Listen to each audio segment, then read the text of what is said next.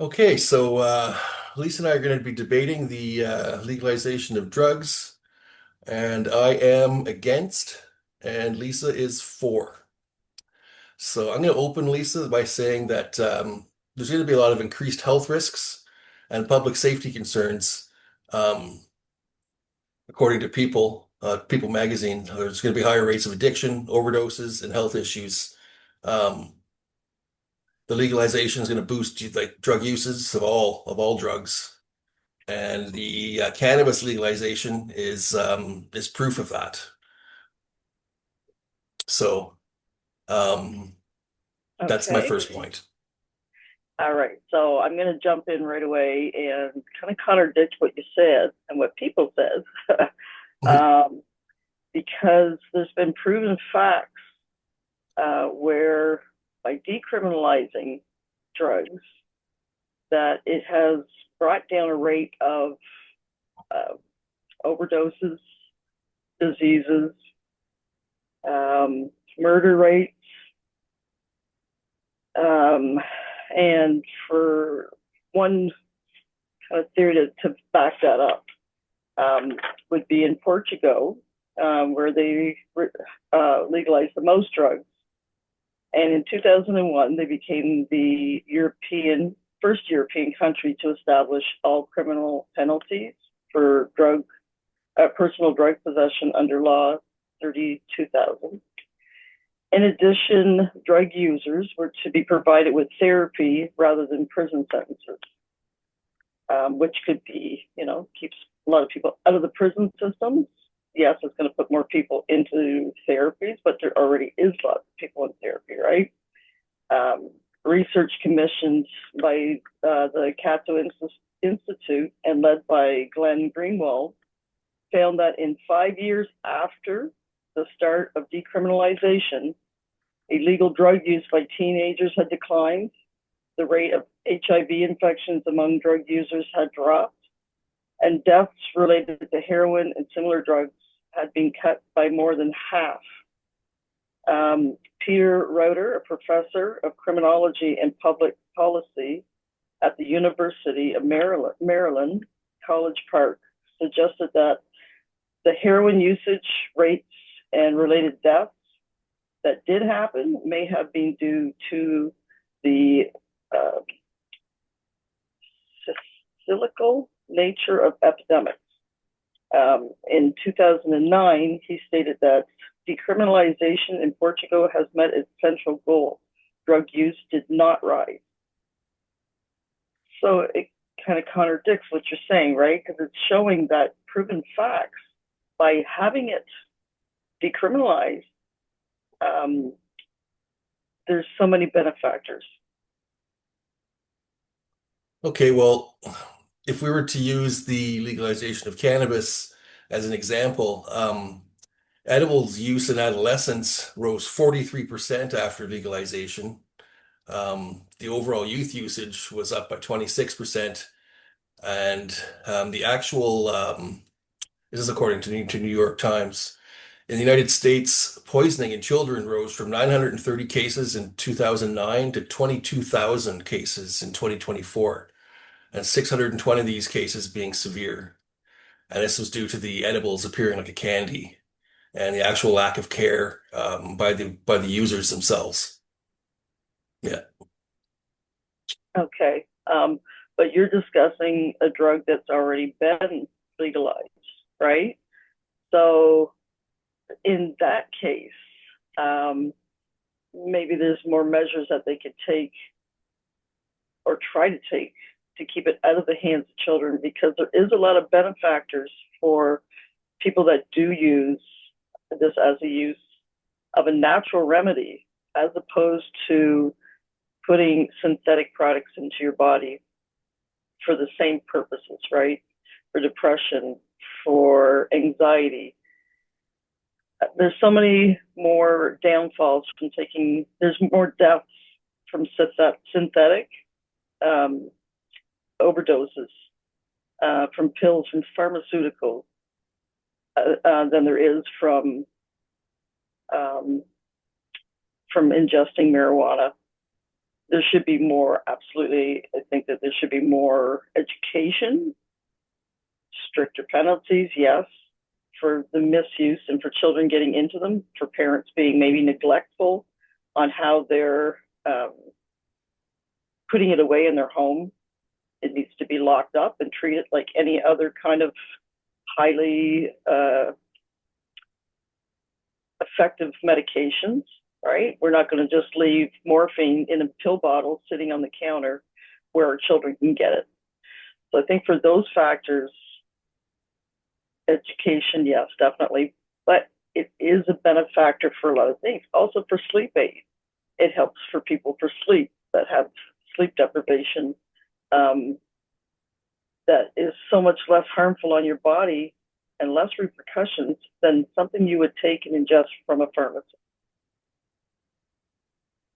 Okay, well, I don't know how cocaine or amphetamines are going to help you sleep, but um, Well, what, what about the social consequences, like workplace harm or crime or family neglect being a big one? With any legalization, we're talking all drugs, so that would be like not the decriminalization, but the legalization of like a certain amount of a drug to be carried on a person. So when I think of this, I think of like heroin, cocaine, amphetamines, and I can see that having a huge effect for family neglect. Um, Also, like rehab centers, New York City, the New York Times, or sorry, the New York Post reported that a spike in, again, I'm going to go back and use marijuana as an example, marijuana related cases, which now makes up 20% of their clientele, and most of those being youth, where patients have reported progression to harder drugs. So it's a gentle line to walk, like, which is why I think that they should remain illegal. What do you think about that? okay, but to contradict that a bit again, it's been proven in Portugal where it has been decriminalized, where teenagers have declined in the use of these hardcore drugs because it is readily available. It's there. So it's kind of taken the stigma out of um, doing something, I guess, that you're not supposed to, right? It's more, okay, well, it's legal, whatever. And then they're seeing more repercussions from it. They're being educated highly or more because it is legal, that they kind of stem away from it. And then people with addictions already that have severe addictions that are never going to get clean. I mean, yes, we want to hope that everybody with an addiction is going to get clean, but in reality aspect of this, not everybody will get clean, and it's better to have it so it's decriminalized so these people aren't going on the street and buying things that are, we don't have a clue what's in these products. And these are what are killing people. This is what's causing overdoses. We do have overdoses in substance use systems of care, yes, but not as much as what we do on the streets. And which this causes a lot more stress and distress with families, because if your loved one is out and gone on the street somewhere and you have no clue where they are, well, you're going to be, I as a parent would be worrying more than if I know, okay, my child has an addiction, or this adult in my life, my brother, my sister, my cousin, whatever, has this addiction that I know that they've had their entire life and they're never going to get clean. I would rather them being where they're going, like in BC, where they have a substance use system care and they go in, they get clean drugs given to them, and they stay in this place to do the drugs. They're being watched. And so if anybody overdoses, they have the resources right there to help to bring them back to life. And I mean, there's a lot of sad stories, yes, but what's worse, really, if you think about it, to have somebody that's getting puddle water off the streets to do their injections or being given clean aid and being watched where they could be saved, as opposed to somebody that's gone just, they're hiding somewhere and they're doing it because they don't want to be seen doing it. They're embarrassed, maybe. And I mean, just for one point, So, like I said, in BC, decriminalization is intended to reduce the stigma and criminalization that can prevent people who use drugs from accessing health and social services and drive people to use alone where there is nobody to respond in the event of a drug poisoning event. It, it has been undertaken in part of our recognition that some groups have been more harmed by criminalization of drugs than others, included by, not limited to, Indigenous, Black, and other racialized communities who experience disappropriate police interaction. It is intended to approach substance use as a health matter and not a criminal justice issue, and to support pathways into the substance use system of care. You have to take away the criminalization to help stop overdoses from street drugs. People are dying at an alarming rate due to doctors continuing opioids, and then people going to the streets. Doctors discontinuing I can't say opioids, and then people going to the streets to get illicit drugs to help aid with their addictions from the opioids doctors started their addiction on in the first place. And not one doctor has ever been charged with doing these by getting people addicted to opioids and then these people going onto the street. So if we can nip it right in the butt and decriminalize it, so people aren't having to go onto the street to get these things after society and professionals like a physician starts, well, don't you think that that's a better avenue to go? Yes and no. Like when you speak about decriminalization, that still leaves the power in the drug dealer's hands.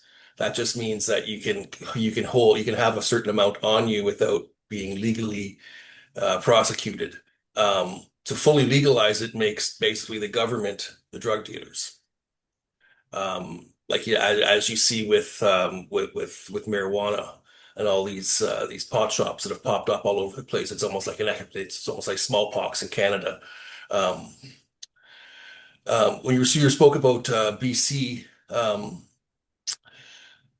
Canada's decriminalization as BC has led to high drug death rates and declines in public quality of life. And some regions in BC are requesting the recriminalization of public drug use, according to the Wall Street Journal. Other countries have seen the same thing, like Germany is struggling with that as well. Um, there is a lot of points that are for and against. Again, you're not swaying my stance on keeping them illegal. Okay. But in retrospect, in the word decriminalization, it doesn't really mean that you're not going to get charged, right? So decriminalization means you could have a certain amount that's for personal use on you. And if it's over that amount, well, then yes, then you're charged with possession, or then that's when the law comes into place for a different reason, right? So now in other countries, I know it maybe not so much in Canada, but in other countries where I do agree where it should be decriminalized. Here to a certain extent in Canada, yes. Where it can be more watched, definitely. I'm not saying that people should be able to, have a big baggie of cocaine on them and yay, it's legal and they can do it wherever they want. And that's not what I'm saying. I'm saying that they're allowed to have a certain amount without being charged and do like what they do in Portugal, where if you do exceed to a certain extent, I'm not saying a huge amount over that possession, that instead of going to jail, you're going to go to your mandatory rehab, to therapy. And so in other places, like I said, these might not pertain to Canada as much because we're not a third world country and we don't have the same kind of effects, but we do have to a certain extent. So, like in Honduras, let me see, on February 22nd, 2008, President Manuel Zelaya called on United States to legalize drugs in order to prevent the majority of violent murders occurring in Honduras. Honduras, with a population of 7 million affected people, an average of 8 to 10 murders a day, with estimated 70% of being a result of the international drug trade. So that's between the states and Honduras. There's how many people that are dying every day just because of this. And so they want to decriminalize it so it doesn't become so it's not as much of an issue, right? And that involves the states. So I mean, it's pretty close to home.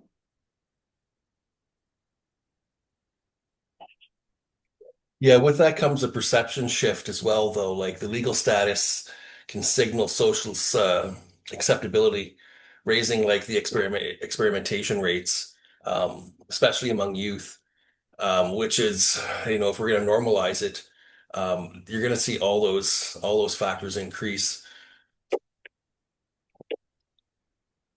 Um, I am pretty much drawing a blank at this moment. So I'm going to pass it back to you if you have any other points to say. If I could just jump in when you were saying about the youth doing drugs, but wouldn't you rather the youth? I mean, they're going to do it, right? If they're bound on doing a drug, they want to do it. Their friends are doing it. It's a social, whatever. Like they said, there's all these bar drugs. Wouldn't you prefer those bar drugs to be clean and not off the street where we don't know what's in it? Like for fentanyl, 2 little tiny crumbles off of a fentanyl pill is enough to overdose on. So this gets into our youth's hands and they're not educated on it. They're just more in party mode. Well, what happens, right? If you go into a bar and if they have you have booze, well, why not have a thing where it's drugs? But you have to read the education behind it prior before even doing it. And it's all clean, and you're only given a certain amount. So there's no overdoses. To me, in my eyes, I would rather you be doing it that way where it's regulated, it's watched, it's clean, and they're educated, as opposed to wanting to do it no matter what and going, like in my days, on the streets. They still do. And I mean, it's getting worse and worse, right? So we need to nip it in the butt somewhere. You make a lot of valid points. I think that if done correctly, um, you may be right. If done correctly, the legalization could help society. If done incorrectly, it's going to be detrimental, especially to the youth. So, in closing, I would say that I'm not entirely swayed, but I am leaning more towards reconsidering my stance. Good. Good to hear. Yes. Awesome. Thank you for that information. You're very welcome. Oh, shoot. I did not record this. I did. I got Oh, it. thank God. I just seen the button where it said record.